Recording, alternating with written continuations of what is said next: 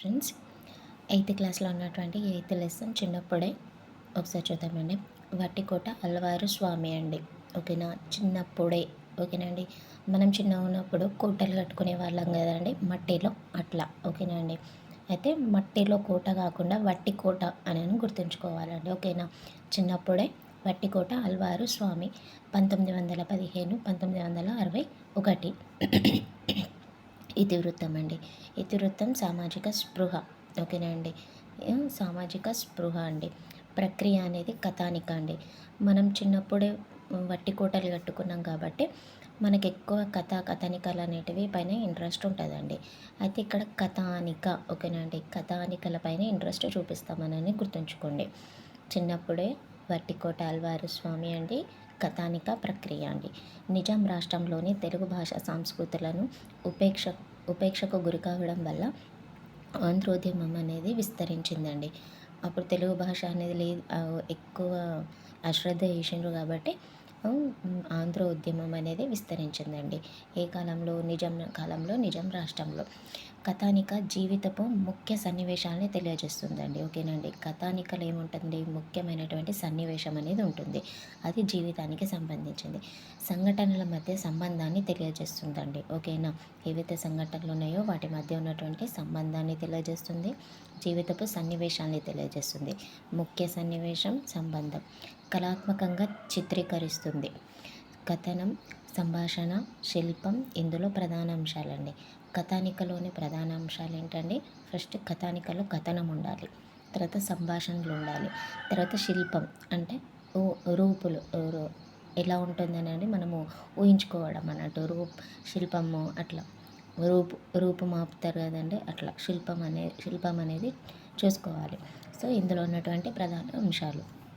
సంక్షిప్త లక్షణమే కథానిక ప్రత్యేకత. ఓకేనా అండి, సంక్షిప్తంగా ఉంటుందండి. ఇటువంటి లక్షణమే కథాని యొక్క ప్రత్యేకత అండి. ఓకేనా, కథానిక యొక్క ప్రత్యేకత సంక్షిప్తత. ఓకేనండి, ఇదొక లక్షణం అండి. 1945లో మీజాన్ పత్రికలో ప్రచురితమైనటువంటి అల్వారు స్వామి కథానికనే ఇప్పుడున్నటువంటి పాఠ్యాంశం అండి. ఓకేనా, ఎక్కడి నుంచి తీసుకున్నారండి? 1945లోని మీజాన్ పత్రికలో నుంచి తీసుకున్నటువంటి పాఠ్యాంశం. తొలితరం కథా రచయిత వట్టికోట అల్వారు స్వామి అండి. ఓకేనా అండి, తొలితరం కథా రచయిత. నల్గొండ చెరువు మాదారంలో జననం అండి. నల్గొండలో చెరువు మాదారం.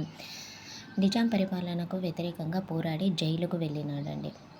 ఎవరు? వట్టికోట అల్వారు స్వామి. ఓకేనండి, దేశోద్ధారక గ్రంథమాలను స్థాపించి 35 పుస్తకాలను ప్రచురించాడు. ఓకేనండి, దేశోద్ధారక గ్రంథమాల 35 పుస్తకాలు. తెలంగాణ గుమస్తా అనే పత్రికలో నడిపించాడండి. ఓకేనండి, ఎవరు? వట్టికోట అల్వారు స్వామి. తెలంగాణ పత్రిక, గుమస్తా పత్రిక. జైలుకి వెళ్ళిండు కాబట్టి జైలు లోపల ఒక కథల సంపుటి అనే కథలు రాశాడండి. ఓకేనండి, జైలు లోపల కథల సంపుటి అనే కథలు రాశాడు. రామప్ప రభస, తెలంగాణ వ్యాసాలు ఈయన రచనలు. ఓకేనండి, మన తెలంగాణ యొక్క రామప్ప రభస, తర్వాత తెలంగాణ వ్యాసాలు, వీటన్నింటి రచనలు రాశాడు. ప్రజల మనిషి, గంగు నవలలు ప్రజాదరణ పొందాయండి. ముఖ్యంగా ఎటువంటి నవలలు ప్రజాదరణ పొందాయండి?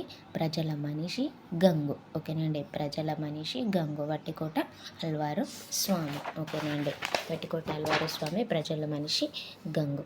నెక్స్ట్ ఇందులో ఉన్నటువంటి వ్యాకరణ అంశాలండి. ఔరా ఔరా.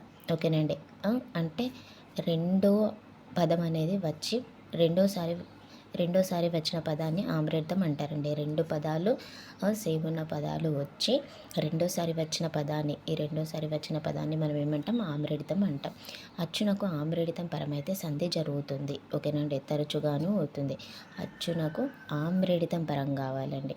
ద్విరుక్త టకారమనగా అంటే అంటే ద్విత్వం అనేది కడాదుల తొలి అచ్చు మీదే అన్ని అక్షరాలకు ద్విరుక్త టకారం వస్తుందండి. ఓకేనండి, కడాదుల తొలి అచ్చు మీది అక్షరాలకే ఇది వర్తిస్తుంది.